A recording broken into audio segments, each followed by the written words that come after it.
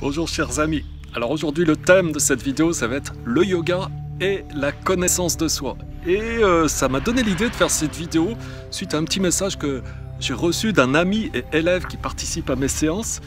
Et bon, déjà je vais faire un petit commentaire sur le message qu'il m'a envoyé, mais ensuite surtout restez bien parce que dans une deuxième partie, eh bien, je vais illustrer tous mes propos par une histoire que nous narre Arnaud Desjardins, qui est un grand philosophe français qui a rencontré beaucoup de très très grands maîtres indiens, et en particulier, donc je vais vous raconter une histoire où il nous explique sa première rencontre avec Swami Prajnanpad, et vous allez voir, bon, c'est très, c'est génial quoi, pour finalement synthétiser tous les propos que je vais un petit peu avoir avec vous ici. Bon, avant de commencer et de vous expliquer ce qu'il en était de ce message qui m'a été envoyé par cet ami qui suit mes cours de yoga, eh bien, je vous invite bien sûr à vous abonner à cette chaîne YouTube. Comme ça, vous ne loupez aucune vidéo. Vous êtes mis au courant en temps réel chaque nouvelle vidéo que je sors. Et puis, vous rejoignez toute cette communauté quand même avec laquelle vous pouvez échanger, qui s'intéresse à bâtir une philosophie de vie solide pour expérimenter plus de bonheur au quotidien à titre individuel, mais aussi bien partager donc cette paix et cette harmonie avec leur environnement. Donc voilà, donc sans nommer la personne qui m'a écrit, alors je vais vous lire le message en substance et vous apporter quelques commentaires au passage, et puis ensuite, comme je vous l'ai dit, dans une deuxième partie, je vais vous raconter cette histoire partagée par Arnaud Desjardins qui est absolument incroyable et qui nous permet vraiment de clarifier pas mal de choses. Alors, bonjour François, toi qui aimes bien avoir des retours concernant tes cours, eh bien j'ai un retour justement à te faire, bon donc super. Donc concernant les séances, tout ce qui concerne le travail du corps et la relation corps-esprit dans le yoga, c'est très très bien, mais je rencontre un problème, j'ai besoin me sentir immergé quand je suis dans une séance, et en ce moment ça parle beaucoup trop à mon goût depuis quelques temps. Et je trouve que ça joue contre la pratique et le travail du yoga en lui-même. Parler, je n'ai rien contre autour d'un verre, avant ou après la séance, mais après avoir commencé, dans mon ressenti, ça crée une cassure.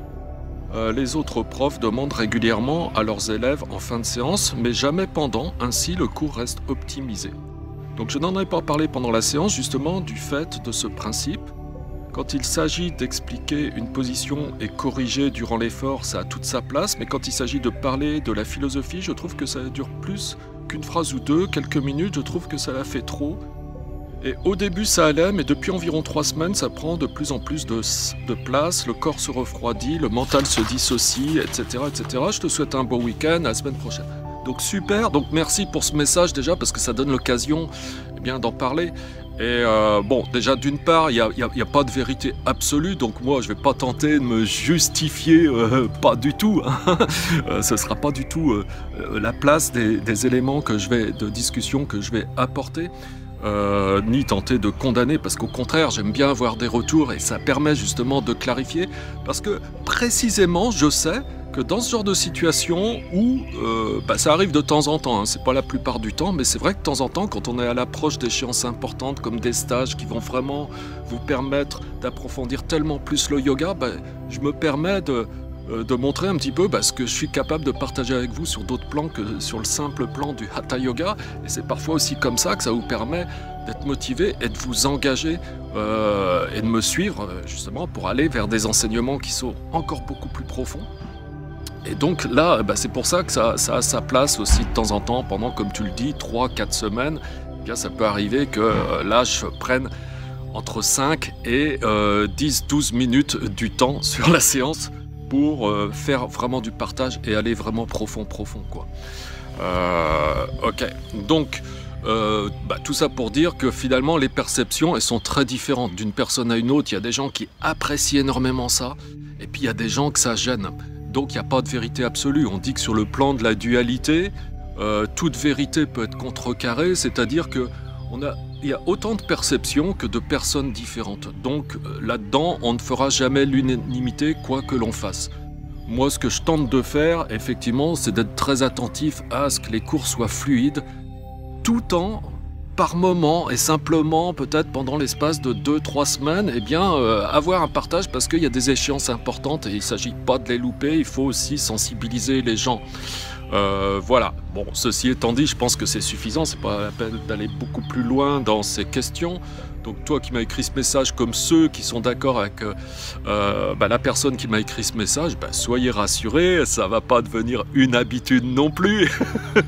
Mais bon, je considère aussi, si vous voulez, que à un moment donné, je passe complètement à côté de ma mission si je vous apporte pas des choses qui vous permettent d'aller plus loin. Hein, prenez-les ces choses-là.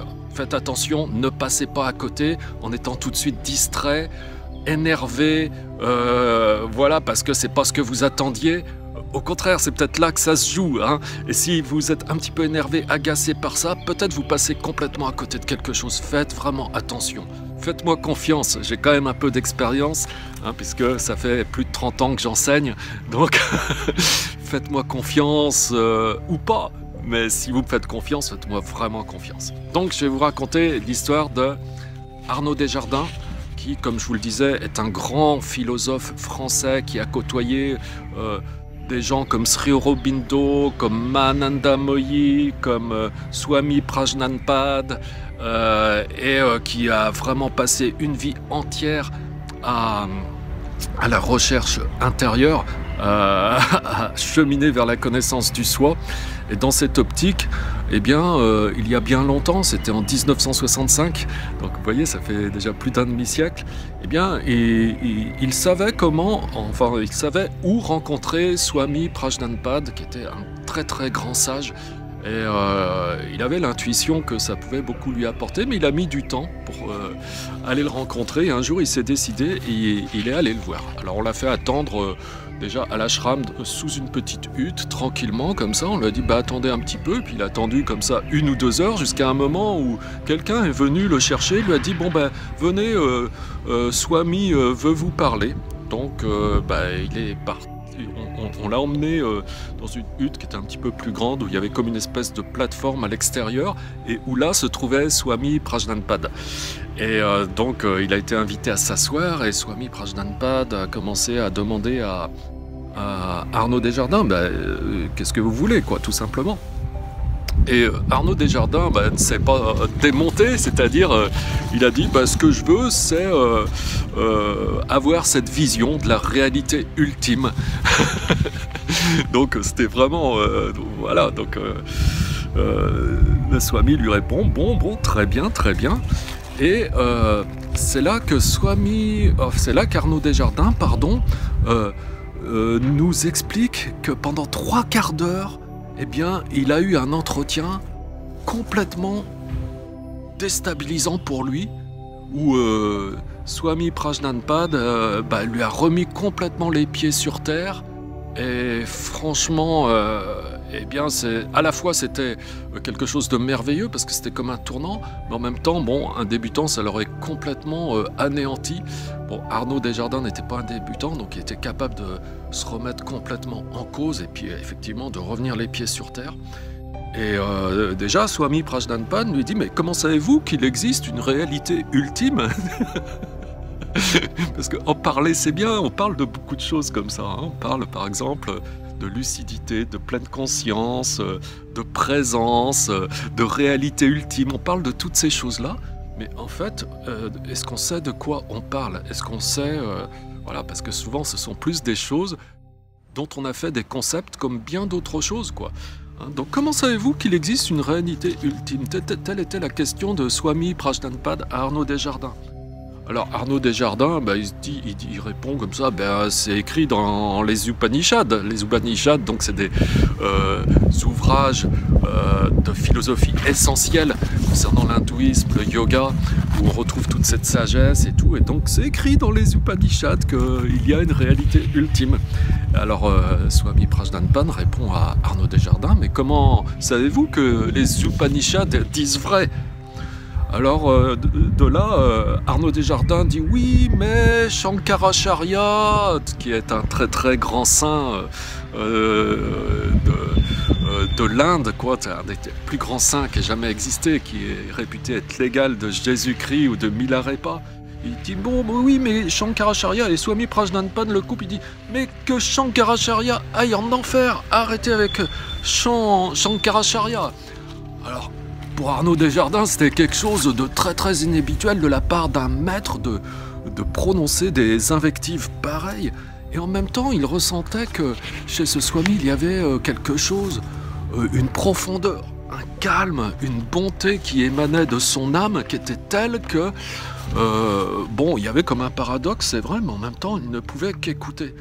Que, voilà, avec esprit ouvert, même si tout était vraiment déroutant, complètement inattendu, eh bien, en même temps, il y avait quelque chose qui était très rafraîchissant et complètement convaincant, quoi.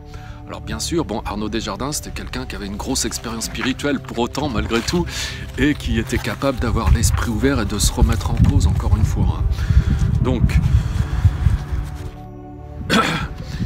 Arnaud Desjardins, quand même, à un moment donné, cherche encore à se justifier. Il se dit, mais pour moi, par exemple, la preuve vivante que la réalité ultime existe, eh bien, c'est Ma Ananda Moyi, qui était une grande sainte de l'Inde moderne aussi. Et de là, Swami Prajnanpan s'impatiente. Enfin, je sais pas si s'impatiente, c'est peut-être pas le bon terme. Mais il continue à invectiver un peu Arnaud Desjardins. Et lui dit, mais vous n'avez jamais rencontré Mahananda Moyi, vous ne l'avez jamais vu. Alors, Arnaud Desjardins se dit, mais pourtant, je pratique un anglais que je maîtrise très bien, donc d'où vient cette méprise? Pourquoi il ne comprend pas ce que je dis? Alors, de là, Arnaud Desjardins cherche à préciser son propos. Il dit oui, mais donc j'ai rencontré Mahananda Moyi à telle date, à tel endroit, etc., etc. Et Swami Prajnanpan insiste, il dit mais vous n'avez jamais rencontré Mahananda Moyi. Vous ne l'avez jamais rencontré. La seule personne que vous ayez rencontrée, c'est votre Mahananda Moyi. En précisant comme ça, vous savez, personne ne vit dans ce monde. Mais chacun vit dans son monde. Ok? Voilà.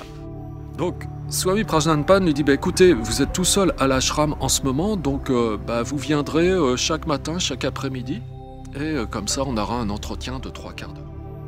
Et ce que témoigne Arnaud Desjardins, c'est qu'à travers ces entretiens, et d'entretien en entretien, bien, tout ce qu'il a découvert, pour lui, ça n'a pas eu de prix, et ça lui a permis de reconsidérer complètement les choses, hein, puisque Swami Prajnanpan lui a montré que tout ce qu'il considérait comme des obstacles à la réalisation du soi, comme ses perceptions erronées, sa paresse, cette tendance que l'esprit a d'oublier son emportement, son agitation, ses distractions, ses phénomènes d'identification, etc., etc. En fait, toutes ces choses-là, ça pouvait lui servir de point d'appui, à condition qu'il ait conscience de toutes ces perturbations mentales, ça pouvait lui servir de point d'appui pour bien cheminer vers la réalisation du soi.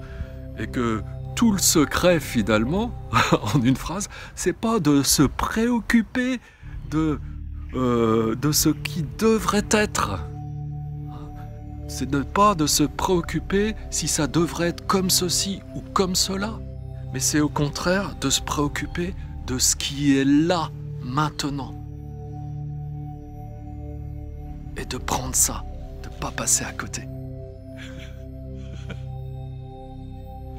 Voilà mes amis, j'espère que ça vous a aidé, et plus particulièrement ceux qui font partie, comme la personne qui m'a écrit, qui se sentent perturbés à moindre chose. Je suis pas là pour vous conforter dans vos habitudes, je suis plus là au contraire pour vous sortir un petit peu de vos habitudes de temps en temps, et régulièrement, c'est pour ça que des fois il se passe des choses, pour vous aider, pour vous accompagner, et pour partager avec vous un petit peu l'expérience que j'ai.